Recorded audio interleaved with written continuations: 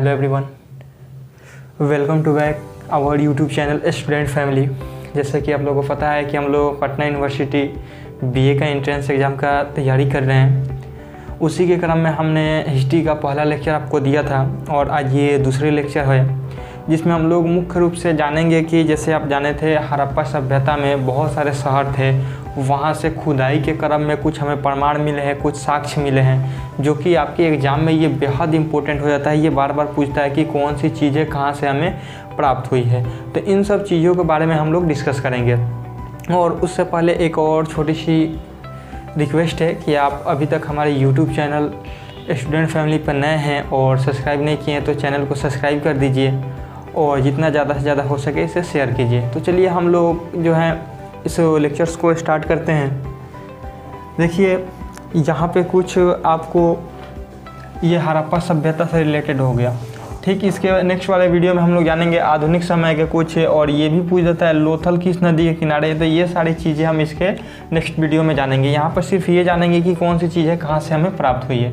तो अब जानते हैं लोथल ये क्या था। हड़प्पा सभ्यता का एक प्रमुख शहर था। तो वहाँ से देखिए कौन कौन सी चीज़ें मिली हैं। हमें पैमाना का साक्ष्य मिला है, बंदरगाह का, इसे छोटा हड़प्पा या छोटा मोहनजोदड़ो के नाम से, ये देखिए इंपॉर्टेंट है, इसको नोट कीजिएगा।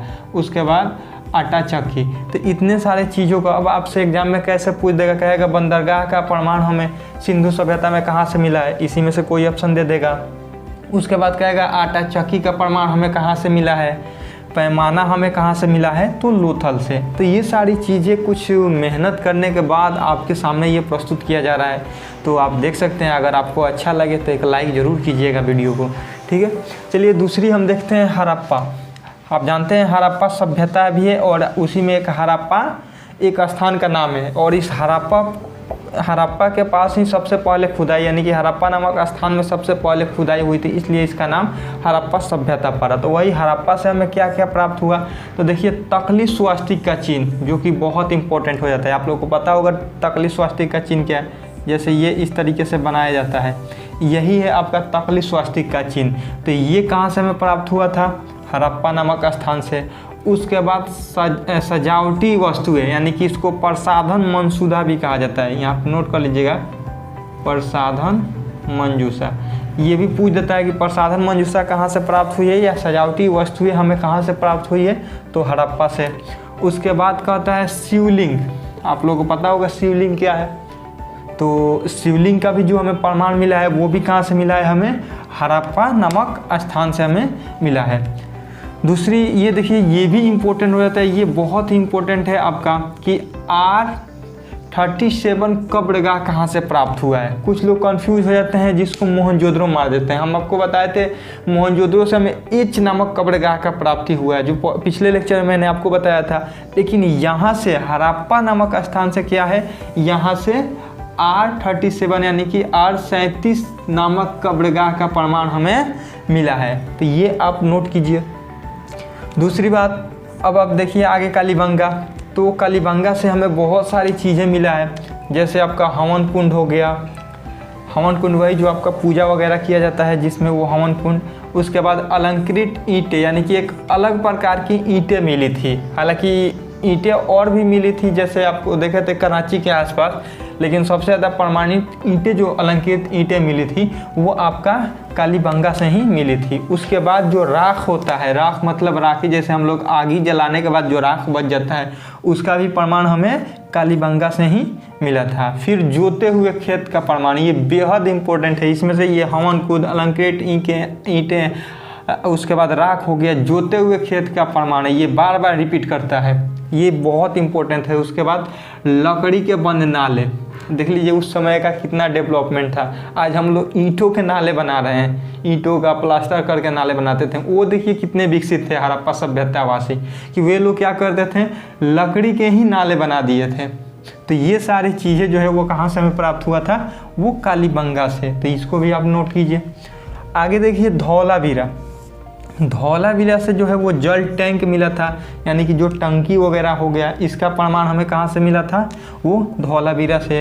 उसके बाद 3 भागों में बटा हुआ शहर, जैसे आज भी देख सकते हैं कि मुख्य रूप से हमारी शासन व्यवस्था मुख्यतः 3 भागों में बांटी हुई है, जो स्थानीय स्वशासन के अंतर्गत एक छोटा शहर हो गया, एक मध्य हो गया और एक बड़ा शहर हो गया। इस तरीके का भी प्रमाण हमें सिंधु सभ्यता में कहाँ से मिले थे, तो धौलावीरा से ही मिले थे। उसके बाद स्टेडियम, ये स्टेडियम का भी प्रमाण हमें कहाँ से मिला था, जो स्टेडियम जो वो खेलने का जो ग्राउंड होता है उसका भी हमें साक्ष्य यानी सबूत हमें धौलावीरा से मिले हैं। अगला है आपका बनावली। बनावली में भी बहुत सारे चीज़ें मिले थे, लेकिन मैंने यहाँ पे ये बहुत कम सोर्सेज आपको दिए हैं जो आपके एग्ज़ाम के लिए इम्पोर्टेंट है। तो मैंने बनावली से मात्र 2 लिया है, जौ एवं हवन कुंड। एक और आपको बताए थे हवन कुंड, याद कीजिए कहाँ से, एक और आपको यहाँ बताए थे हवन कुंड। तो यहाँ से कालीबंगा और ये बनावली दोनों जगह से हमें हवन कुंड का प्रमाण मिला है।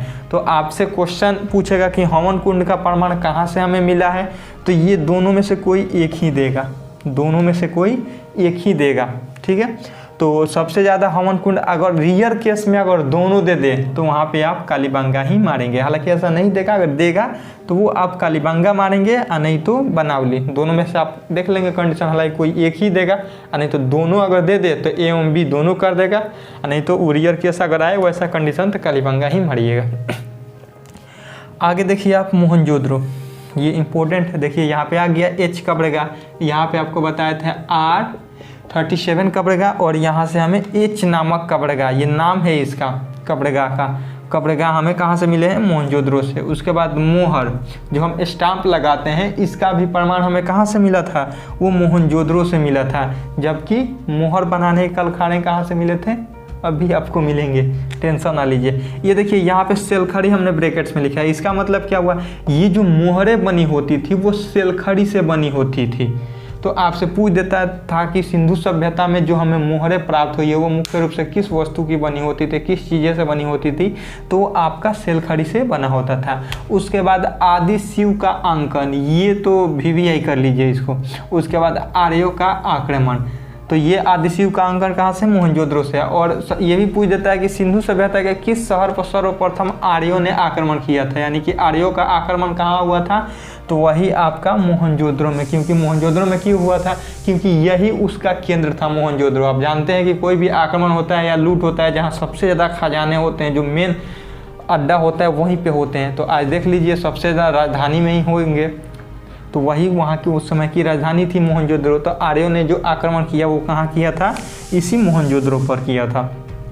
अगला देखिए हरियाणा का कुनान जिले से चांदी के मुकुट, यानी कि जो चांदी का हम लोग जो मुकुट पहनते हैं, वर्तमान समय भी आप लोग देख सकते हैं नृत्य वगैरह और भी बहुत सारे जगहों पे हमें ये मुकुट पहनने को देखने को मिलता है। तो वहाँ से हमें चांदी का जो मुकुट का प्रमाण मिला वो कहाँ से मिला था, हरियाणा से मिला था। और हरियाणा में कहाँ से, तो हरियाणा के हिसार से मिला था, ठीक है। आगे देखिए धान की भूसी, ये इम्पोर्टेंट है, पूछता है बार बार। तो धान की भूसी जो है वो गुजरात से मिला था। तो गुजरात में कहाँ से, तो गुजरात के रंगपुर नामक एक स्थान था, वहीं से हमें धान की भूसी मिली थी, ठीक है। आगे देखिए चाहुंद्रो, चाहुंद्रो से हमें क्या मिला था, तो मुहर की फैक्ट्री और खिलौने की फैक्ट्री। यानी कि अभी आप जाने यहाँ पर कि मुहर बनाने के कारखाने जो थे वो कहाँ से मिले, आपका चाहुंद्रो। और ये चाहुंद्रो, मोहर और खिलौने, ये दोनों आपको याद रखने हैं। जबकि आपसे पूछ दे कि मोहर बनाने के खिलौने कहाँ से मिले, जस्ट मैंने अभी बताया, ठीक है। चलिए आगे देखिए सुरकोटदा, सुरकोटदा से हमें क्या क्या मिले, तो घोड़े के अस्थियाँ मिले, ये बहुत इंपॉर्टेंट है, इसको VVI कर लीजिए। घोड़े की अस्थियाँ कहाँ से मिले, ये बार बार पूछा है, क्वेश्चन रिपीटेड है। तो घोड़े की अस्थियाँ जो है वो सुरकोटदा से। और ऊँट का प्रमाण कहाँ से मिला हमें, सुरकोटदा से। ऊँट चाहे तो छोड़ सकते हैं, याद रखिए आपकी मर्जी, लेकिन लिख दें तो कौन सा नुकसान होने वाला है। तो बस ये थे आज के सेशन, और नेक्स्ट वीडियो में हम लोग जानेंगे इसी सिंधु सभ्यता से रिलेटेड कि ये जो था नदियों का नाम पूछ देता है कि लोथल किस नदी के किनारे था, हड़प्पा किस नदी के किनारे स्थित है।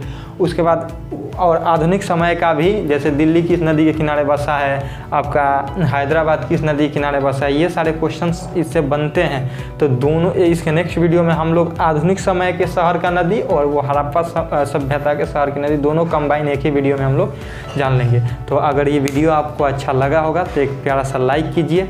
चलिए हम लोग मिलते हैं नेक्स्ट वीडियो में।